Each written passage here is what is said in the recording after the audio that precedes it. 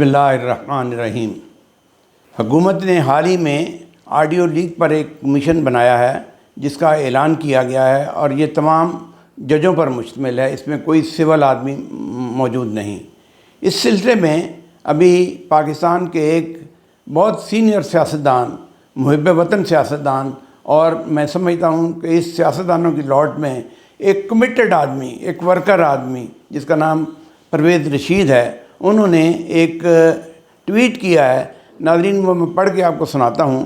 انہوں نے کہا ہے کہ آڈیو لیک جوڈیشل کمیشن کے قیام کو چیلنج کرنا ہی عمران کے ڈان اور سسیلین مافیا ہونے کی تصدیق ہے۔ کسی بھی جرم کی تفتیش سے فرار کے راستے تلاش کرنا اعتراف جرم کے مترادف ہے۔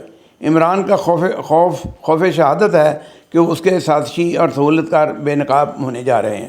اس میں کس حد تک بات درست ہے پرویز رشید کی اور کس حد تک درست نہیں ہے، اس بارے میں ہم جانیں گے اپنے مہمان جناب ڈاکٹر محمد اسلم ڈوگر صاحب سے، جو محقق بھی ہیں اور تاریخ پر بہت گہری نظر رکھتے ہیں۔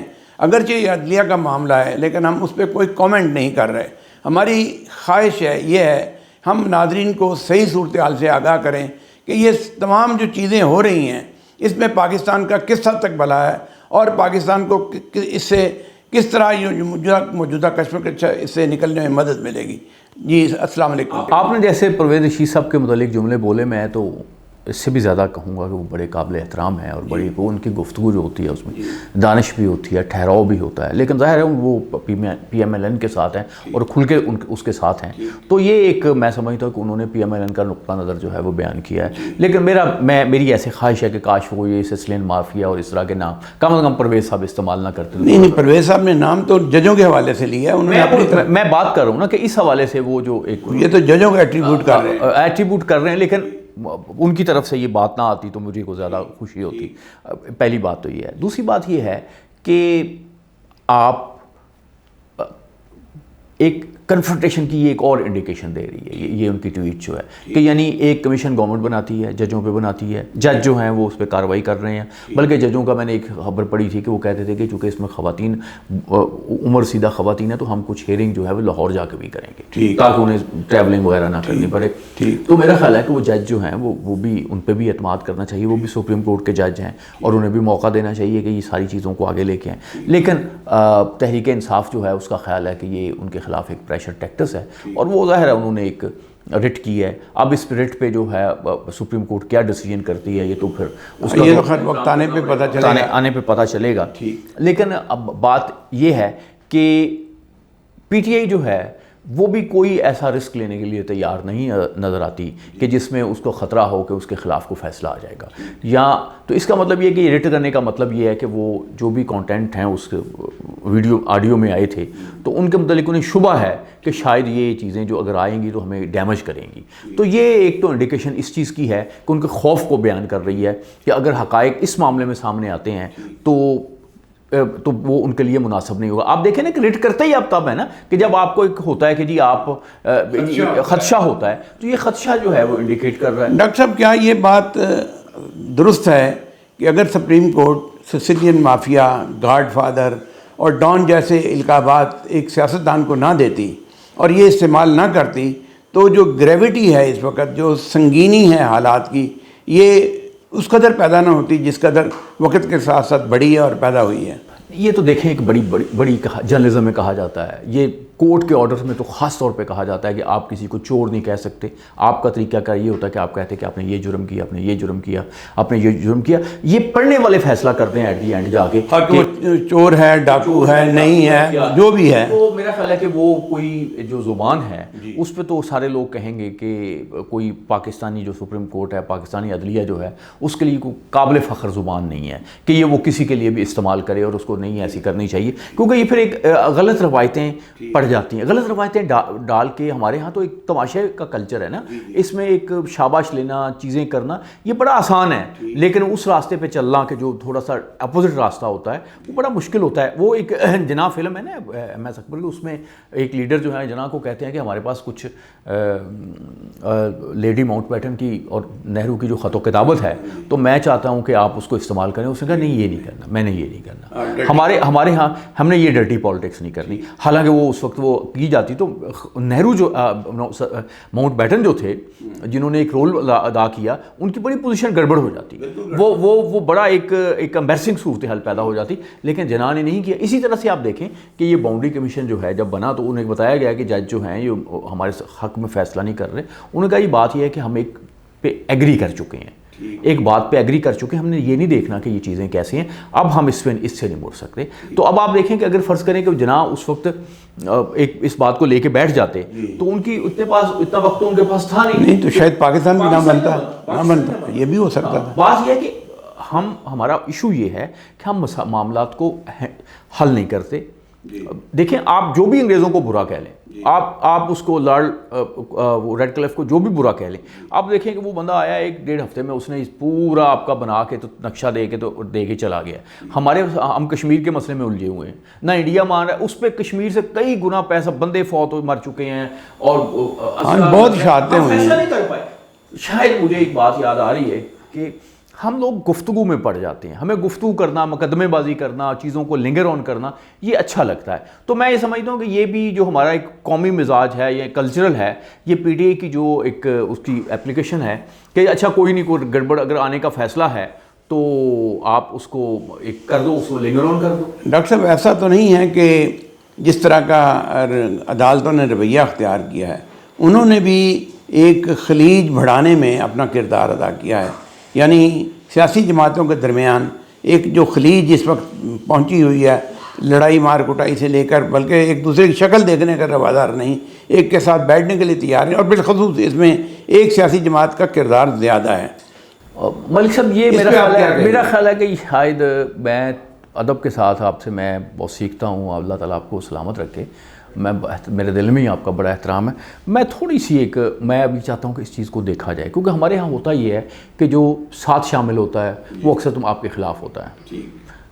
اب آپ دیکھیں کہ جب عمران خان کو ضمانت دی گئی تو اس وقت تحریک یوں تھی, اب جو صورتحال ہے ضمانت کے بعد اب تحریک بیٹھ گئی ہے. تو آن گراؤنڈ پتہ نہیں, وہ میں نہیں کہتا کہ کسی کے انٹینشنز پہ بات نہیں کرتا, ایک پریکٹیکل میں بات آپ سے کر رہا ہوں کہ عمران خان صاحب جو تھے اس وقت کھڑے تھے, اب وہ لیٹ گئے ہیں. اور اس میں بظاہر یہ نظر آتا ہے کہ عدلیہ جو ان کے ساتھ کھڑی تھی اور عدلیہ ابھی بھی انہیں دے رہی ہے, لیکن اب آپ دیکھیں نا کہ چیزیں تو عمران خان صاحب کے خلاف موو ہو رہی ہیں اور عدلیہ کے ہوتے ہوئے موو ہو رہی ہیں. جیسے آپ دیکھیں مسئلہ یہ ہے کہ عدالت کی ایک لمٹ ہے, عدالت انویسٹیگیشن ایجنسی نہیں ہے, عدالت پولیس نہیں ہے. اب عمران ریاض کا کیس دے دیں, میرا تو اسٹوڈنٹ ہے, بڑا اچھا جو بھی اس کا ایک نقطہ نظر ہے, لیکن ایک بہرحال اس کو ایک پروٹیکشن ہونی چاہیے, یہ اس طرح سے نہیں اس کے ساتھ ہونا چاہیے. تو اب اس کو بھی احتیاط کرنی چاہیے, غیر جو ذمہ داری سے کچھ جملے اس سے نکلے ہیں تو نہیں کرنا چاہیے, اس پہ نہیں کیا جا سکتا. لیکن یہ کہ اب پولیس فیل ہے, پولیس نے کہا جی ہمارے پاس نہیں ہے. اب یعنی بے بس ہے آپ کی عدلیہ, بے بس ہے آپ کی پولیس.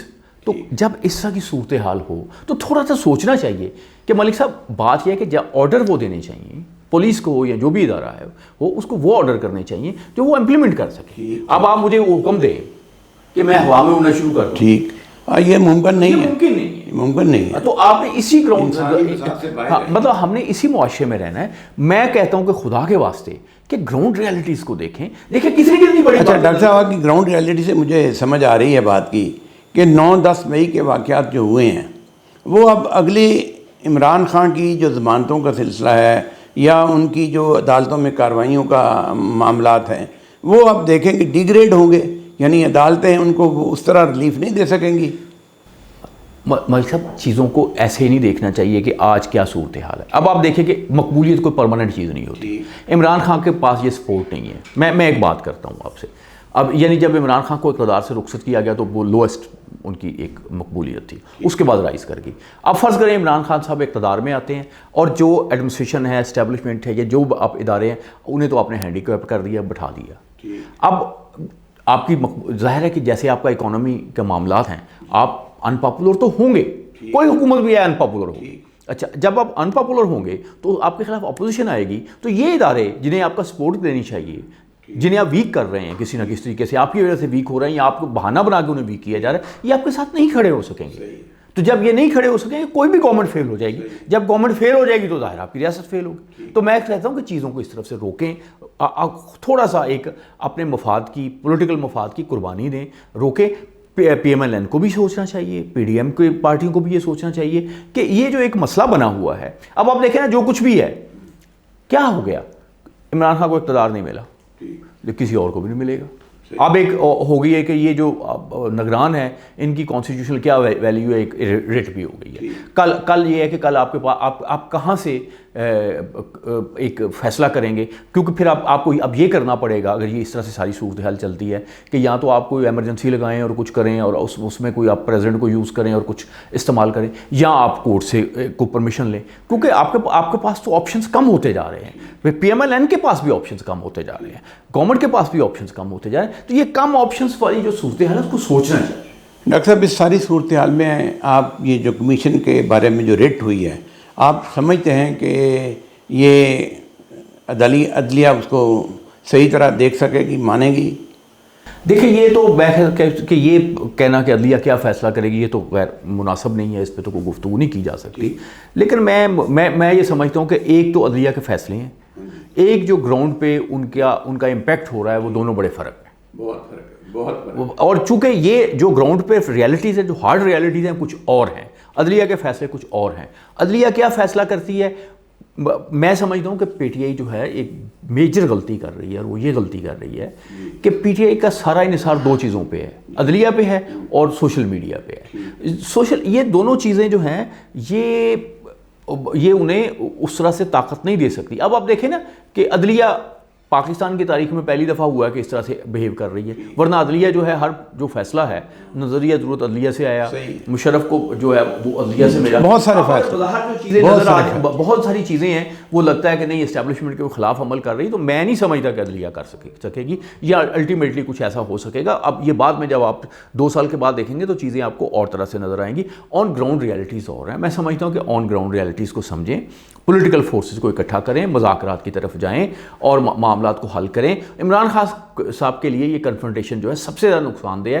وہ تو آپ یوں سمجھے مقبول ترین سطح پہ تھے, اس وقت انہیں بنا کے رکھنی تھی. ناظرین ابھی آپ گفتگو سن رہے تھے جناب اسلم ڈوگر صاحب کی. اسلم ڈوگر صاحب ان تمام تفصیلات کو سامنے لا رہے تھے جن سے آپ موازنہ کر سکتے ہیں کہ درست سمت کون سی ہے اور غلط سمت کون سی ہے, کس ادارے نے کون سا راستہ اختیار کیا ہے اور کس دوسرے ادارے نے کون سا راستہ اختیار کیا ہے.